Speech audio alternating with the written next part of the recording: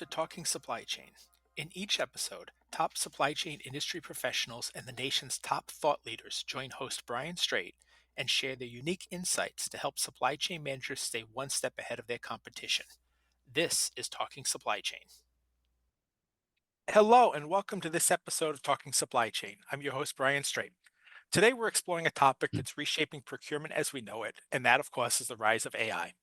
But our guest today says that the biggest risk next year isn't of AI failing, it's of untrained teams guiding it. Joining me is Sudhir Bhojwani, co-founder and CEO of Oro Labs, a company at the forefront of modernizing procurement by using AI-driven workflows. Sudhir, welcome to the show. Hi, Brian. Thank you so much for having me here. Can we get just familiarize our audience with you guys? Can we kind of kick off the conversation? Maybe you can provide us a little overview of Oro Labs, who you guys are, and what you're actually doing. Yeah, absolutely. Thank you for that. Thank you for that, Brian. So Oro Labs is a 5-year-old company now.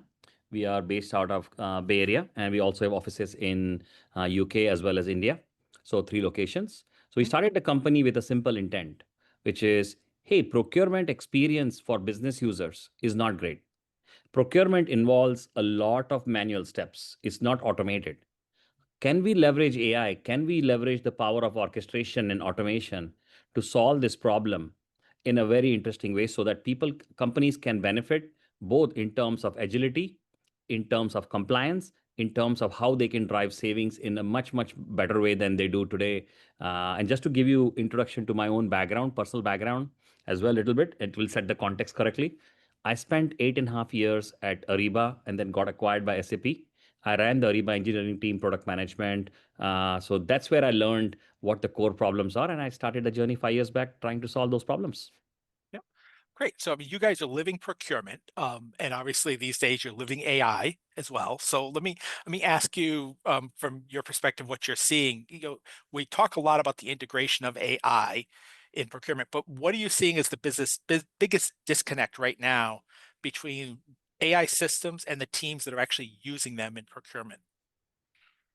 I think the first thing is people are still trying to figure out what they want to do with AI Yep. in many cases without full execution on how this can all work.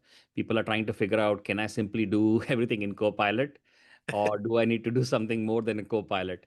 So people are building their own AI agents in Copilot that can potentially, if I upload a simple contract that I'm negotiating with a supplier, can I upload and it tells me what the problems are? It certainly can. But the bigger picture is, how does it solve my end-to-end process problem? That is something that people are still grappling with, trying to figure out what that really means.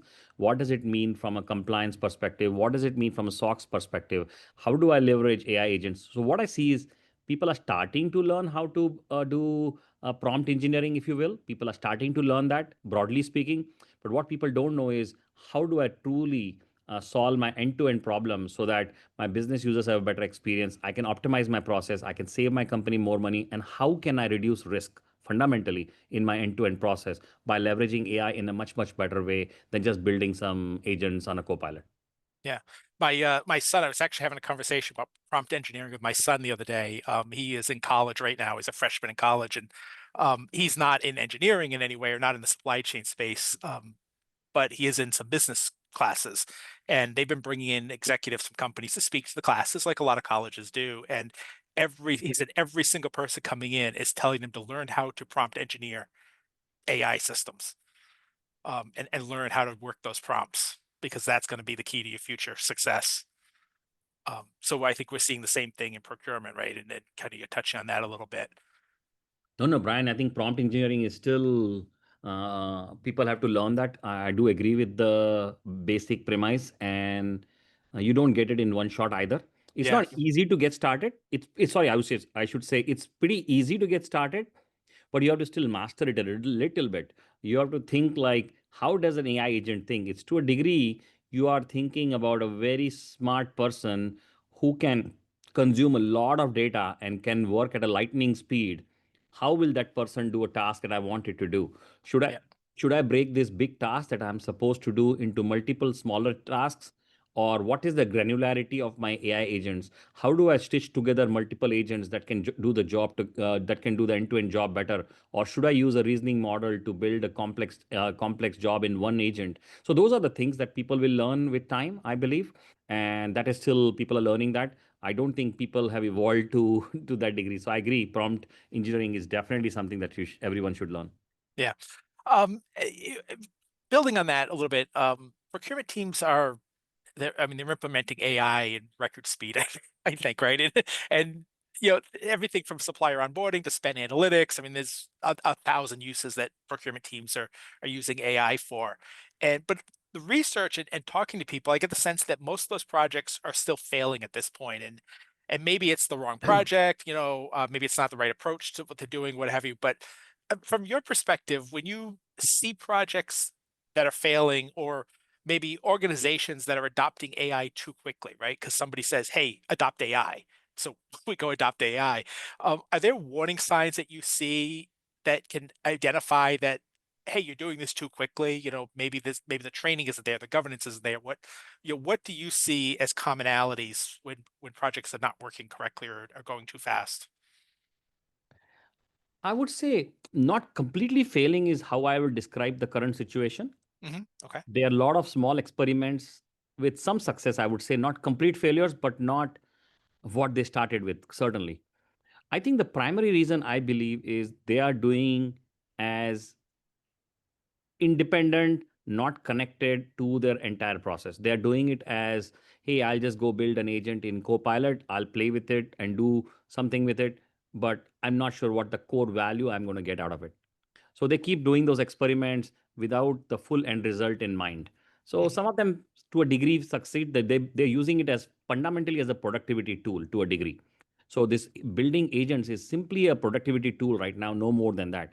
But I believe in procurement, if you look at it, we can use AI in more than just a productivity way. As an example, can we completely get rid of tasks that human beings are doing today? Why are we doing risk assessment manually today in this day and age? Can't AI agent do the risk assessment much better? Short answer is 100% yes, in my opinion.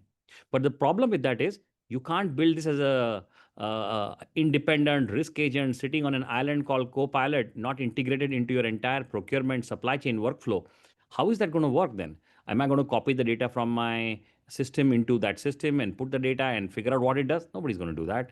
So then it fails. People are using it for right now. The best way of describing it is people are using it as a productivity tool, but not as a tool to actually improve the process and getting rid of things that are actually causing compliance, that are actually having that result in leakages in the savings that companies can drive, and resulting in really poor business user experience because everything takes too long, resulting in very bad experience for suppliers. That, hey, everything I try to do goes in a black hole.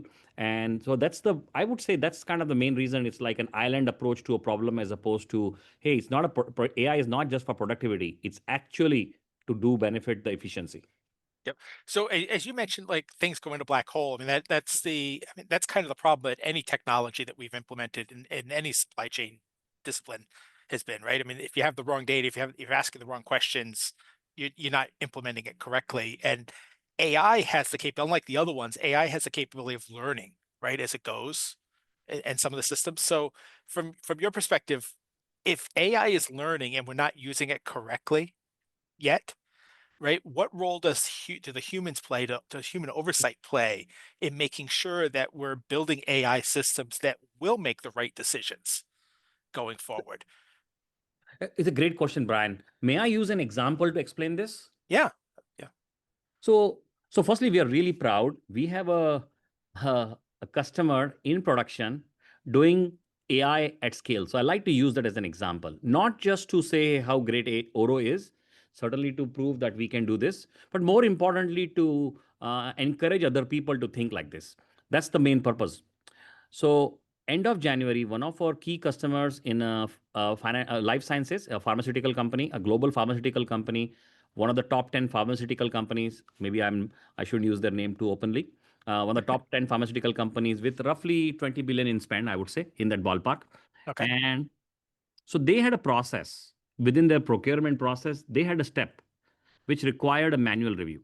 So they were every single purchase order that goes to a supplier had to be reviewed by human beings so that it covered different compliance aspect. For example, if a purchase order is related to some sort of a direct or an indirect payment to a doctor, there is a regulation in US called what do you call what is the regulation name now? Wow, I'm forgetting the name of the There are regulation. so many regulations in the pharma world in this country. It's like, Sunshine yeah, Act. Sunshine Act. sunshine. Yeah, There's gotcha. a sunshine. There's a Sunshine Act that allow that makes sure that you're tracking all the spend with the doctors.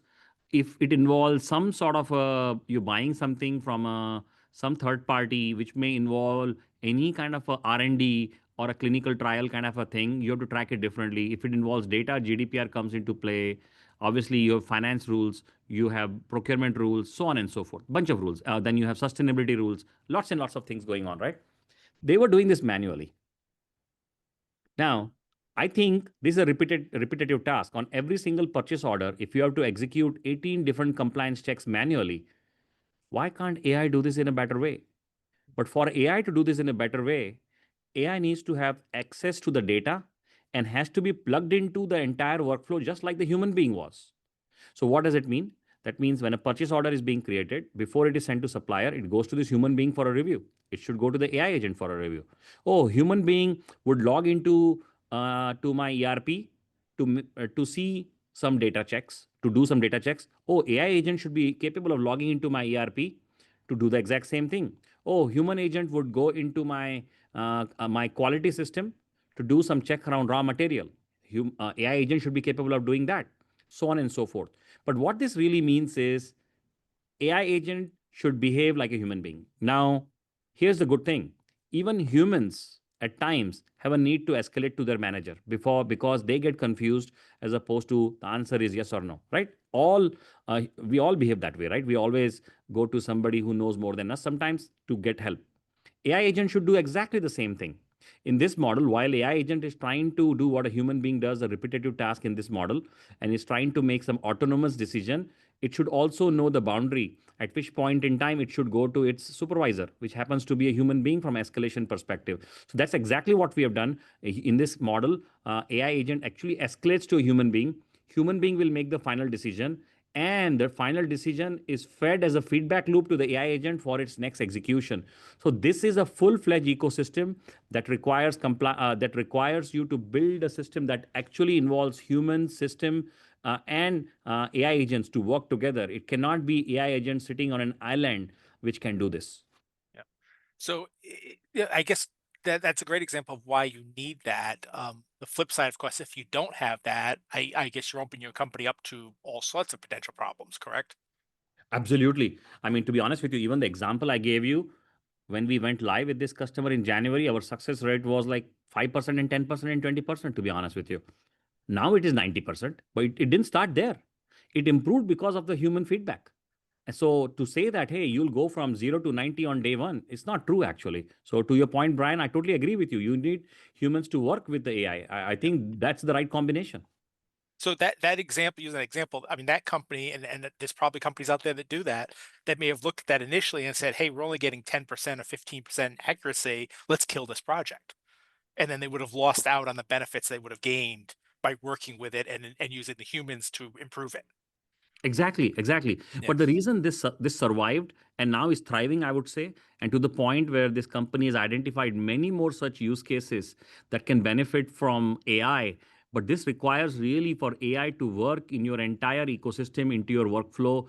And just like a human beings work in a workflow, right? Human beings don't work on an island. Sometimes you do, but we like to visit island. We don't like to work in an island. So AI agent is not that different. Yeah. So that's an example, I think, of where I want to go in my next question, which is the trust in AI, and that yeah, I've heard this for years from companies that implemented new technology systems. It's like, well, it's not giving us the answer we thought it was going to get, so we don't trust it, right? So how do you take when you work with clients? How do you take an organization that's skeptical of what AI is turning out and convince them and move them from skepticism to confidence in the system so that as they roll out these AI tools, they can trust the results that they're getting. At least I can see how we position and how we think about the problem, and that is reflected in our the way we price and the way we charge our customers as well. Hmm. Which is, it should always be geared towards experimentation. You have to experiment to get this right. You're not going to get it right in first shot, but you need to have a proper experimentation plan to get to the state. So right from the word go, you have to have a plan, assuming that you're not going to have the final result that you're looking for on day one. There will be a journey, whether it's a 6 month journey or a 9 month journey, somewhere in there, I would say, is the answer. It's not a 1 month journey, I can tell you that. So if you plan for experimentation in the first 6 months, you have a much better. So we, on day one, before you even sign a customer, we say, hey, it's going to take 6 months for us to deliver the results we're promising you. I'll tell you another example, Brian. If people have, if some people have done any outsourcing work to BPO providers, to, let's say, hey, I'm doing some task, I like to outsource it to BPO. Could be any of your favorite BPO provider, doesn't matter. In BPO provider world, there is a concept called baselining. The first year is considered to be baselining. So they try to baseline what the results they can offer. In the first year, they're trying to figure out what the situation is. At the end of the year, they figure out what benefits they can offer. And then year two onwards, they say, hey, am I delivering the value that I promised to you? So why is AI so different than what you're doing with your BPO providers? AI is also, I mean, yeah, AI is smarter, faster, etc. But still, it needs baselining.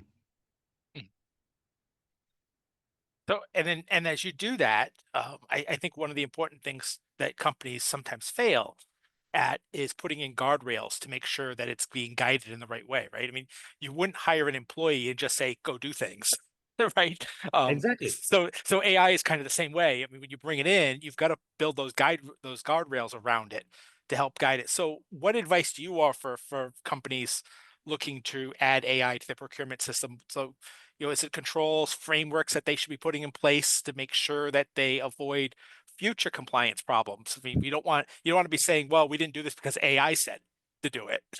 Right. So how do you put in those frameworks, those controls? How do you look at building that out, that aspect of an AI implementation out? Like, I think, firstly, I wouldn't on day one take the human out of the loop.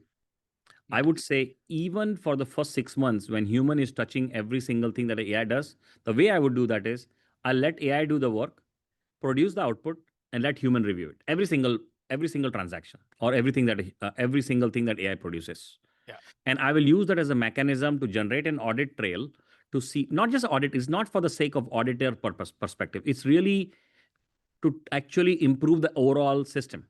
So, like you're training a human being, you're also training an AI agent now through a human being actually monitoring the results of AI, and you are tracking from audit perspective as well what AI is generating. I think if you do this for a 6 month period, you will get to a bit state. I would not advise anybody to completely get rid of humans. Some companies out there and some providers are pushing get rid of humans on day one. I personally wouldn't subscribe to that.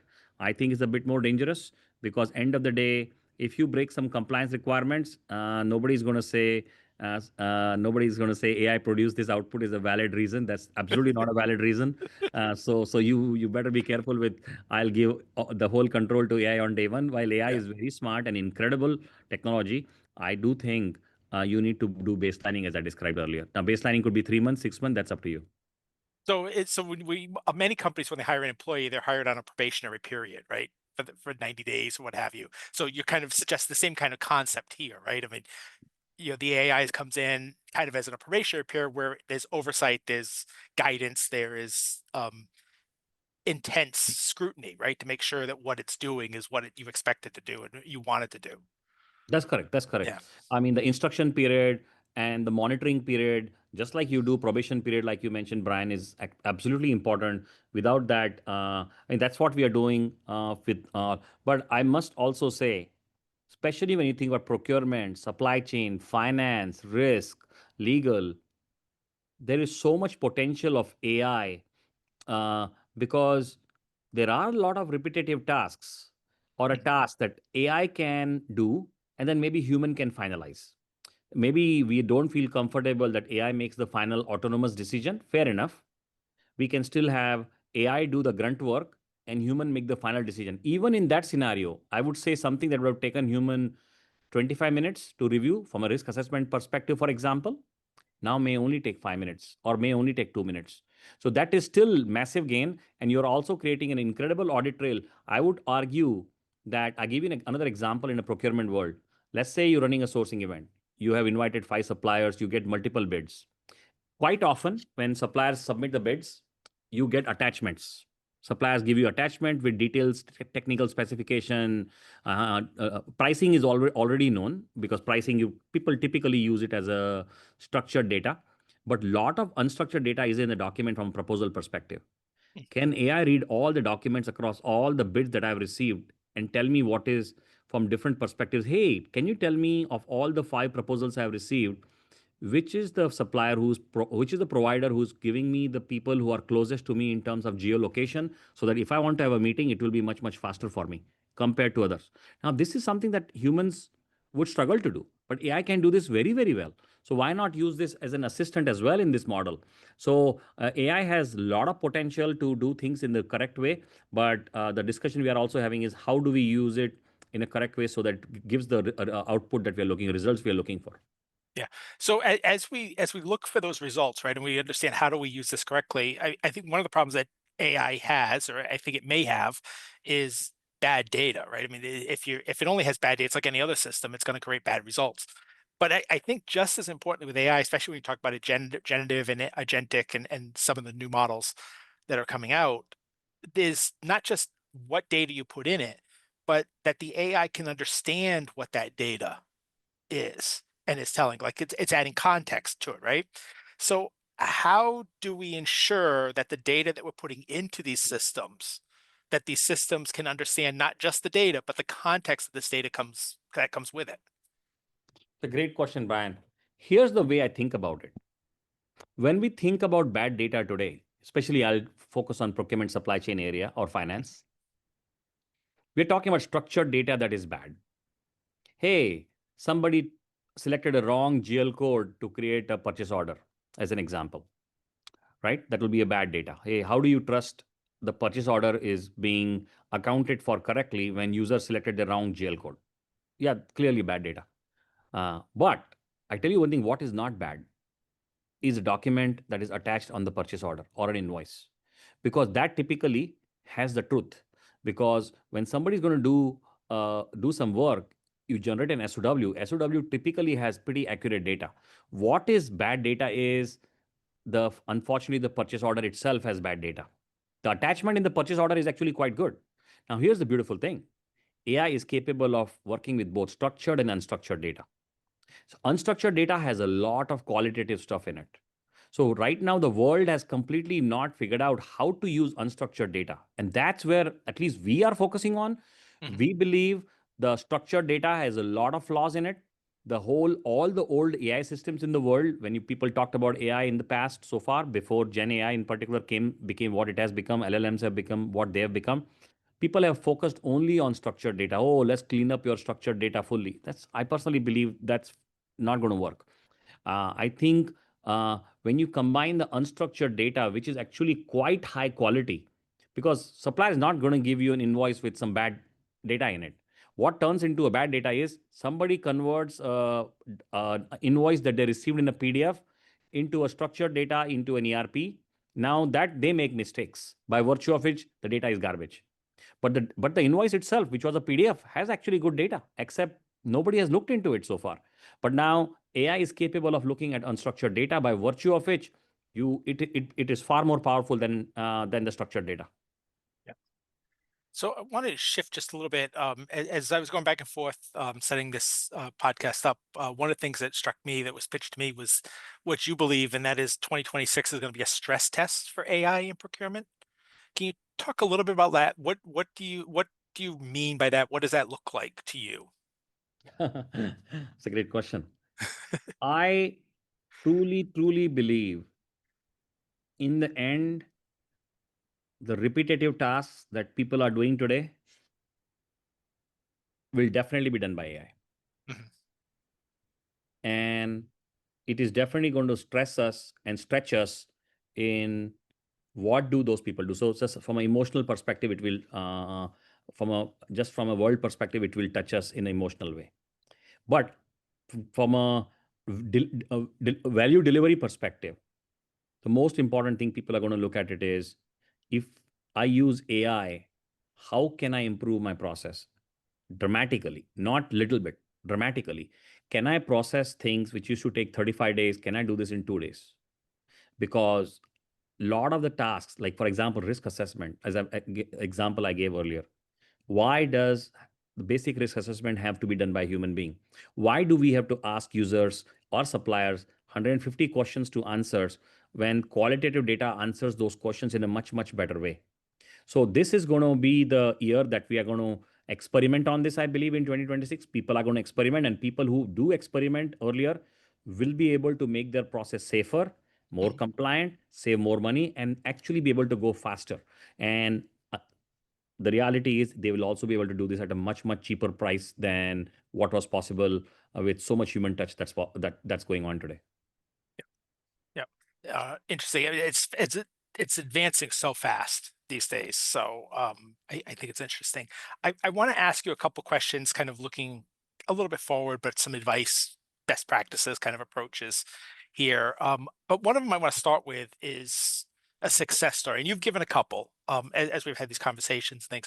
But I wonder if you've got any specific stories that you can share of a company that, because we talked about the human oversight aspect of this, but can you share any success stories that a company that really did that human and AI collaboration correctly, right? And what can people learn from a company that gets that right?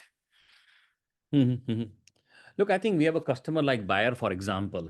So at Bayer, their goal is to leverage AI to empower business to do things on their own. So that empowerment, because I mean, obviously the world is going through dramatic and drastic and a daily changes. So their goal is how we as a pharmaceutical company, how can we go fast? And the conclusion that is coming all the way from CEO is, to go fast, we need to empower our business. That means business can make some decisions without procurement telling them how to make the decision. Now, the question is, if you empower the business, then who is responsible for compliance? Who is responsible for making sure people are doing all the right thing? That is where, when you use the power of AI and empower the people, I think you can get the best result, which is people can go faster. At the same time, you as a company are safer from a compliance perspective. You're not making giant mistakes. So that's an example of a company which is really thinking about how to, if you look at the all the articles and everything they talk about, given the pressure that all companies are facing, including Bayer, of course, to go faster, they are seeing how do we leverage the power of AI to empower our companies so we can actually be more compliant and go faster. So that doesn't happen in a vacuum, I assume. Some of that is training AI, right, to do it. So it's not necessarily them per se, but just in general, as we learn how to train the AI systems that we implement in our companies, are there skills that employees need to have, that supply chain leaders need to have? Is it a mindset shift, or are there specific things that we need to be teaching our supply chain leaders about how to train these AI systems? No, I think this is a really a good point and good question, Brian. I do think um, people who can adopt and learn technology is a really important shift, important Mhm. paradigm. Now, you cannot simply keep doing your category management or whatever other things people do completely on an Excel or a PowerPoint, because if you leverage these people who are capable of leveraging technology and AI in particular, can do their work much better, much faster, and in a much more elegant way. So I think the first skill set definitely people need is people who can use technology to benefit them. I mean, doing this, I can do this offline because I know it.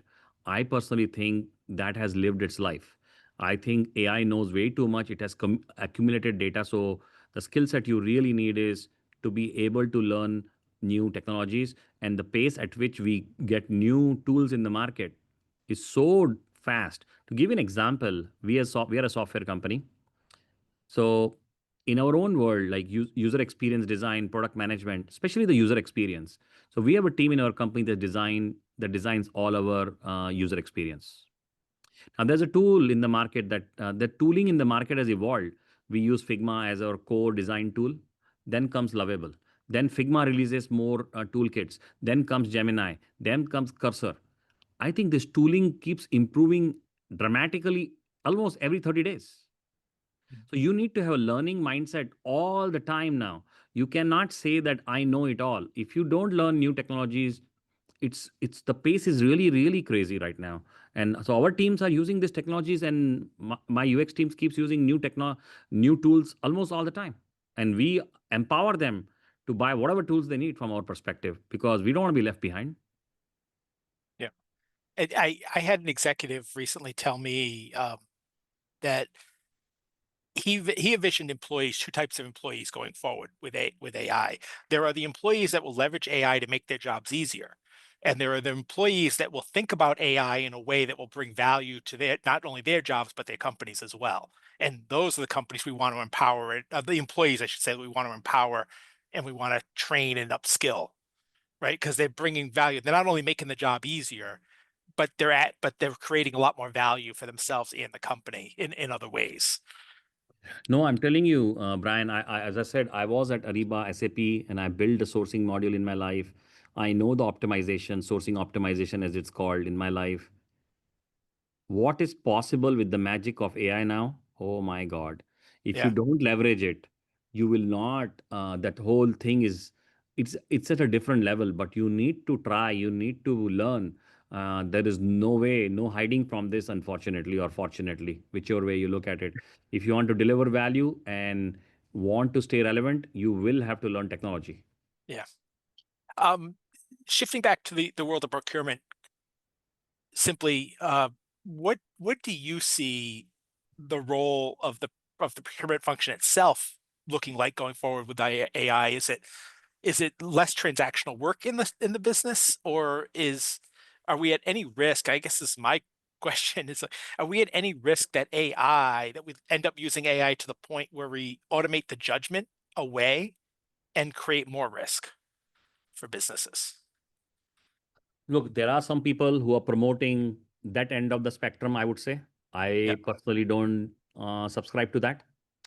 I think a better use is to make the whole system more efficient, Mhm. make the things better, both from a user experience perspective, process perspective, compliance perspective, all perspectives. And I do believe uh, the repetitive tasks that we gotten very comfortable doing, because they're easy to do, in all fairness, even though we say it's hard, but actually it's easy to do, those tasks will be taken by AI.